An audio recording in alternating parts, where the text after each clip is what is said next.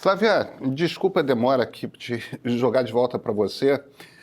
Como é que foi esse processo que, a primeira instância, quer dizer, ainda tem recurso ao colegiado do TRE de Goiás, mas parece bastante razoável a decisão da juíza que levou à inelegibilidade do Caiado, né? Olha, e parece razoável a decisão da juíza e parece inacreditável que um político experiente como o Caiado, conforme vocês mesmos descreveram no cenário aí desde a década de 70, 80, cometer um erro desse publicamente dessa forma. Deixa eu contar um pouquinho a história para quem não acompanhou o que aconteceu, que essa notícia é de hoje. É o seguinte, o PL, que é o partido do adversário do Sandro Mabel, na disputa pela prefeitura de Goiânia, foram os adversários nesse segundo turno em 2024, o PL entrou com uma ação acusando o Sandro Mabel e o Ronaldo Caiado, que é o seu padrinho e é o governador do estado de Goiás, de abuso de poder político e econômico, tá? De poder político, na verdade, o econômico não está na acusação, não.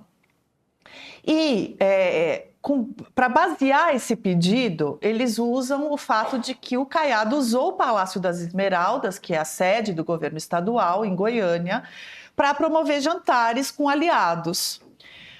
Até aí, como disse nosso Vitor, se for tornar inelegível todo mundo que já usou sede de governo para fazer jantar político, não sobra um. Até acho que é verdade mesmo, embora não seja o correto nem o recomendável. Mas a questão é que a prova não é só o jantar, como se isso já não fosse talvez condenável. É que o Caiado falou coisas desse tipo aqui, abre aspas. Vocês não estão aqui como pessoa física, não. Juro. Vocês estão aqui como líderes que vocês são e vocês colocaram seus nomes para disputar uma eleição municipal. Aí ele fala, então vocês vão lá, agradeçam os votos, e aí ele continua. Quero agradecer o voto, eu não fui eleito, mas você, eleitor, pode saber que eu continuarei na luta política porque ao ter o Sandro Mabel lá na prefeitura, eu tenho acesso para resolver os problemas da minha região. E ele vai resolver porque ele tem o apoio do governador Ronaldo Caiado. Apoio incondicional meu. E eu vou estar aqui na campanha. O Caiado falou isso para os aliados dentro do Palácio das Esmeraldas, segundo as provas do processo aí. Bem, aí, além de usar a estrutura do poder ali, né, do poder público, né, do governo de estado, que é sempre de estado e não de um governador, para fazer campanha e etc., ele, dentro dessa estrutura, recomendou então que os aliados garantissem que os problemas seriam resolvidos por causa dessa interlocução e tudo mais. Assim, no plano da moralidade ou da imoralidade política brasileira, eu consigo imaginar qualquer governador fazendo esse tipo de promessa para aliados, tá? Não é uma coisa tão difícil. Agora, se deixar gravar fazendo essa promessa na residência oficial, ali no palácio de governo, são outros 500, porque aí, claro que a defesa tanto do Mabel quanto do Caiado estão negando as irregularidades, né? O Mabel, no caso, nessa primeira instância, foi condenado à cassação, né? O pedido é de cassação da chapa dele e da vice, e ele fala que é totalmente desproporcional, esse evento não tem nada a ver com a campanha, né? Aí a defesa do Caiado fala que os eventos foram reuniões institucionais sem caráter público com o fim de parabenizar os candidatos eleitos pelo trabalho realizado, discutir estratégias para a cidade e fortalecer o diálogo entre o executivo e o legislativo. Não sei se a justiça eleitoral vai engolir essa. Agora, O Caiado está trabalhando a sua potencial candidatura como presidenciável aí, com bastante força, já tem, pelo menos ao longo desse último ano, assim, mas antes até, né? Então, ele é um político tradicional da direita, e se aliou sem qualquer constrangimento ao bolsonarismo também, né? Assim, como quase toda a direita, eu acho que teve um ou outro mais constrangido, mas que o bolsonarismo capturou a direita toda, né? E não que tenha sido oferecida muita resistência também. E aí, agora, assim, é um cenário muito delicado, porque se a justiça eleitoral, imagine, começa a derrubar candidatos da direita um a um, e mesmo eles dando motivo real, concreto, cometeu crime eleitoral, como o Pablo Marçal cometeu, como o Caiado aparentemente, vamos ver o que o processo vai, né, a decisão final, as outras instâncias vão dizer, mas parece que, enfim, está difícil de negar. Como talvez o caso do Tarcísio, eu acho que esse já foi derrubado, né? Daquela entrevista coletiva dele no dia da eleição, mas eu não me lembro, honestamente, até precisaríamos checar isso aqui, se alguém puder da produção aí da direção me ajudar, se o caso contra ele foi levado adiante na Justiça Eleitoral ou já foi arquivado. Mas, enfim, é uma situação muito delicada essa que alguns candidatos impõem ao sistema judiciário eleitoral, porque se eles realmente cometem crimes, é óbvio que a justiça tem que puni-los.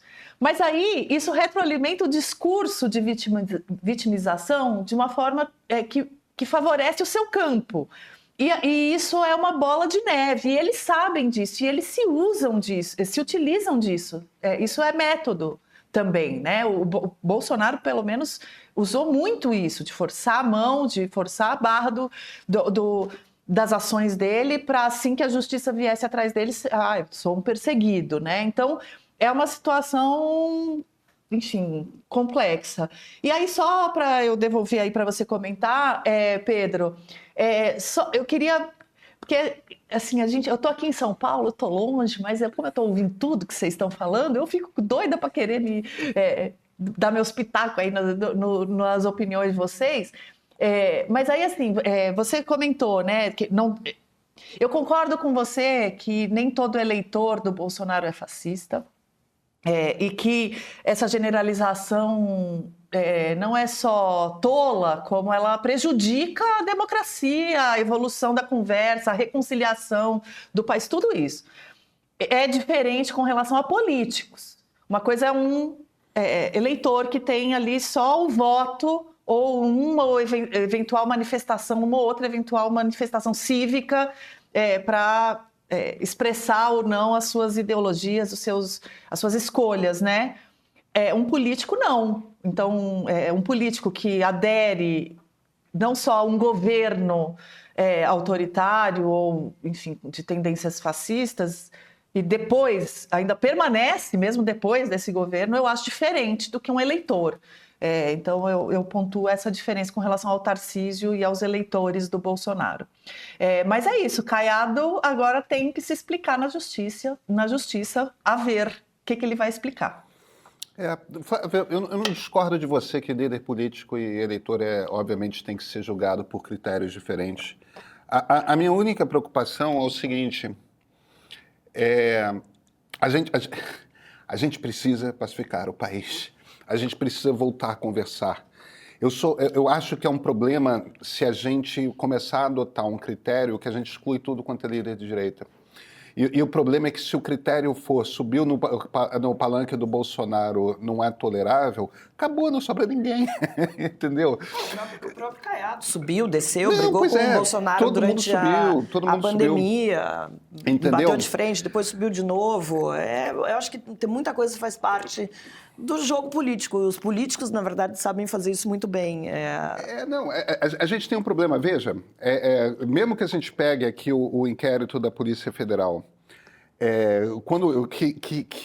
prova por A mais B, com diversas provas contundentes de toda sorte, que houve o planejamento de um golpe militar no Brasil, a resposta do Tarcísio foi pusilânime no Twitter, entendeu? De, não, que é um exagero, que isso. Ele saiu em defesa do Bolsonaro.